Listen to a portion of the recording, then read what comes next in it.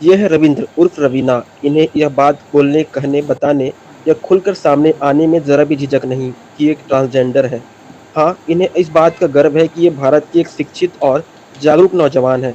छोटी उम्र से ही इन्होंने बड़ी मुश्किलें देखी हैं, सामाजिक, आर्थिक कठिनाइयों से खुलकर लड़ा, ताने और फब्बतियाँ सुनी और तब जाकर लॉ की डिग्री तक पहुँची हैं। रवीना का अगला लक्ष्य सिविल जज बनना है। एक न्यायाधीश इसलिए बनना है ताकि समाज में अब भी अस्तित्व, अस्मिता और पहचान के लिए गुमनामी में लड़ने वालों को विवश इसी देश के उनके जैसे नागरिकों का हाथ थाम सके, उन्हें विकास की मुख्य धारा में खड़ा करने के काबिल बना सके। आइए जानते हैं रविंद्र उर्फ रवीना की कहानी।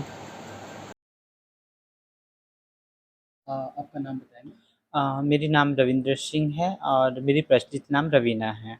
आप बताएँगे आपने कौन-सा कोर्स किया है और कहाँ से किया है? मैं एलएलबी की पढ़ाई यही मतलब ज्योति भूषण विधि महाविद्यालय कोरबा से ही की हूँ और जैसे मतलब बीए की पढ़ाई मैं अमरपुर कॉलेज में की हूँ जो कि पेंड्रा में है और हायर सेकेंडरी हाई स्कूल की पढ़ाई मैं पसान में की हूँ। अभी क्या कर रही हैं? मैं अभी एमए कर रही हूँ इंग्लिश में फर्स्ट ईयर की मतलब द्वितीय सेमेस्टर की स्टूडेंट हूँ अभी मैं। अच्छा, इस यहाँ तक की पढ़ाई करने में आपको किस तरह की कठिनाइयाँ का सामना करना पड़ा और वर्तमान में जहाँ आप पढ़ रही हैं, वहाँ पे कैसा आपका व्यवहार कैसा है आपके प्रति?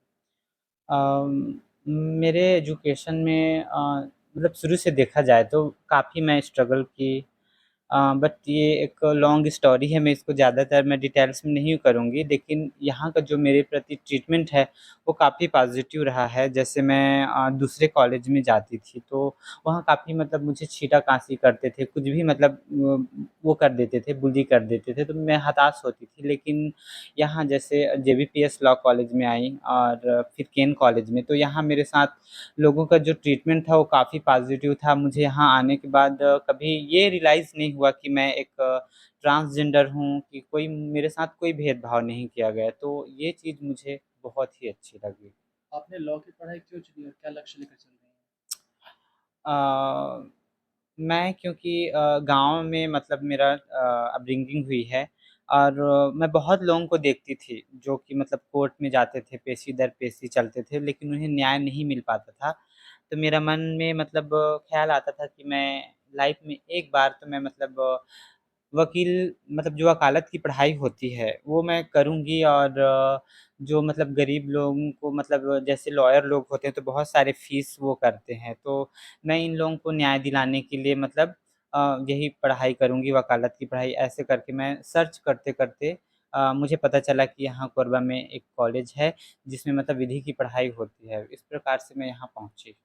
को वकालत के पेशे से जुड़ना है, तो हुँ। इसकी तैयारी के लिए या उस राह पर ले जाने के लिए महाविद्यालय से किस तरह का सहयोग मिल रहा है? बहुत ही अच्छे जैसे कि मैं जेबीपीएस लॉ कॉलेज जहाँ ज्योति भूषण महाविद्यालय में की, तो वहाँ के जो प्राचार्य जी थे, अभी शायद नहीं हैं, एचके पासवान सर, वो मेरे लिए बहुत ही हेल्पफुल रहे हैं।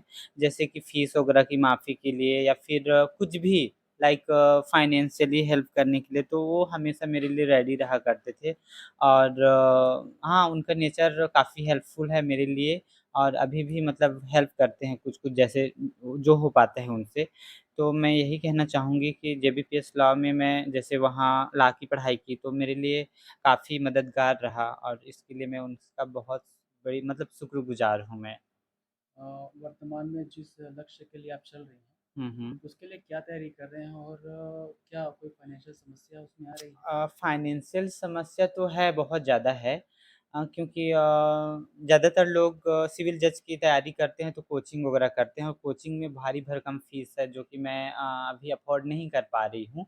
पर जैसे मुझे जैसे कुछ लगता है कि ये मतलब सिविल जज के एग्ज़ाम में आ सकती है, तो मैं उसको मतलब पढ़ाई कर रही हूँ अपने हिसाब से जो कि लॉ की कुछ पुस्तकें हैं, जो मेरे पहुँच में है वो करती हूँ बट फाइनेंशियली प्रॉब्लम है तो मैं ज़्यादातर वो नहीं कर सकती जैसे कोचिंग वगैरह। मुझे मतलब मैं सोचती हूँ कि काश मतलब ऐसे कोई होते जो मतलब हम जैसे लोगों के लिए मतलब फ्री कोचिंग क्लासेस या कुछ भी वो होता तो एक मतलब अपॉर्च्युनिटी मिलती तो मैं ज़रूर वो करती, ये मेरा वो है। पर मेरी सोच यही है कि मैं सिविल जज की मतलब पढ़ाई क मतलब कर चुकी हूँ जैसे एलएलबी तो सोचती हूँ कि अच्छे से पढ़ूँ और बन जाऊँ ऐसे करके। पर मेरा मन हताश इसलिए हुआ है अभी, जैसे मतलब अभी वैकेंसी निकली थी, पीएससी वालों ने निकाला था जिसमें आई थिंक 46 सीट थे। तो मैं उसमें फ़ॉर्म अप्लाई करने के लिए गई, तो उसमें मतलब फीमेल और मेल का मतलब कॉलम था, उसमें ट्रांसजेंडर का कोई कॉलम नहीं था। हालाँकि मैं उसमें फीमेल के ही एज़ अ फीमेल मैं उसमें पार्टिसिपेट की थी एग्ज़ाम के लिए। तो मुझे मतलब थोड़ा दुःख हुआ कि हम लोगों के लिए मैं इतनी मेहनत कर रही हूँ, फिर भी मतलब कोई कॉलम नहीं दे रहे हैं, क्यों? और फिर कोई सीट भी नहीं, तो मुझे ना मन में खीज होता है कि मैं इतना पढ़ाई कहीं मैं फालतू तो नहीं की हूँ, इस टाइप से मुझे लगता है। कौन-सी परीक्षा थी? जी, कौन-सी परीक्षा की बात है? ये सिविल जज की परीक्षा थी। ये ख़ास बात कि आप जिस चीज़ की तैयारी कर रही हैं, उसके बाद जब आप सफल होंगी, हुँ। तो क्या करना चाहेंगी? किस दिशा में काम करना चाहेंगी? यही कि मैं निष्पक्ष न्याय कर सकूँ और लोगों की ज़्यादा से ज़्यादा हेल्प कर सकूँ। और जैसे मेरी और भी मतलब जो सहेलियाँ हैं, जो पढ़ी-लिखी हुई हैं, जो पढ़े-लिखे होते हुए भी मतलब ट्रेन लाइन में हैं और फिर ऐसे मतलब एक तरह से मैं खुल के ही बोलूँगी कि मतलब जिस्म-फ़रोशी करते हैं, क्योंकि उनकी मजबूरियाँ हैं। तो मैं उन लोगों को बताना चाहूँगी कि हम लोग भी मतलब पढ़-लिख के ना बहुत कुछ कर सकते हैं, हमें ये सब करने की ज़रूरत नहीं है। और हम लोग भी सम्मानपूर्वक अपने मम्मी-पापा के साथ रह सकते हैं। हम क्यों अपने घर से अलग रहें? हम क्यों मतलब कहीं और रहें, गुरु चेला बनाएँ, ये सब तो एक पुरानी मतलब वो है, इसको ख़त्म करके हमें घर में भी अच्छे से रह सकते हैं। ये मैं उनको संदेश देना चाहती हूँ। देखिए, मैं तो सबसे पहले उनके ट्रांसजेंडर होने के बावजूद ओपनली आकर शिक्षा ग्रहण करने को ही उनकी जिजीविषा को और उनके जज़्बे को सलाम करता हूँ। उनको बधाई देता हूँ कि वो इतने अच्छे से साहस का परिचय दे रही हैं और महाविद्यालय में आकर वो भी विधि की परीक्षा में वो उत्तीर्ण कर चुकी हैं और इंग्लिश एमए इंग्लिश की परीक्षा दे रही हैं। उनके संघर्ष के साथ हमारी भागीदारी की जहाँ तक बात है, तो शासकीय नियमों के तहत महाविद्यालय में जो कुछ भी सुविधाएँ उन्हें मिलनी चाहिए, वो पूरी सुविधाएँ दी जाएगी। उसके अतिरिक्त मैंने पहले भी कहा है कि उनके अतिरिक्त भी कोई ट्रांसजेंडर अगर हों और वो शिक्षा ग्रहण करना चाहते हैं, तो हम उन्हें मदद करेंगे। इनकी समस्या की जो बात आई अभी मैं सुन भी रहा था और मुझे बताया भी गया है, तो वो उनसे मैं चर्चा करूँगा अब पृथक रूप से और जो भी सब सहायता हो पाएगी महाविद्यालयीन स्तर पर, व्यक्तिगत स्तर पर, जो भी होगा उसे हम करने का प्रयास करेंगे। कहीं मुझे ये भी जानकारी मिली थी कि वो लॉ की मतलब वकालत की प्रैक्टिस करना चाहती हैं, उनको बार एसोसिएशन में रजिस्ट्रेशन कराना है, उसमें भी उनको परेशानी हो रही है, तो उसमें भी मदद करने का पूरा प्रयास करेंगे।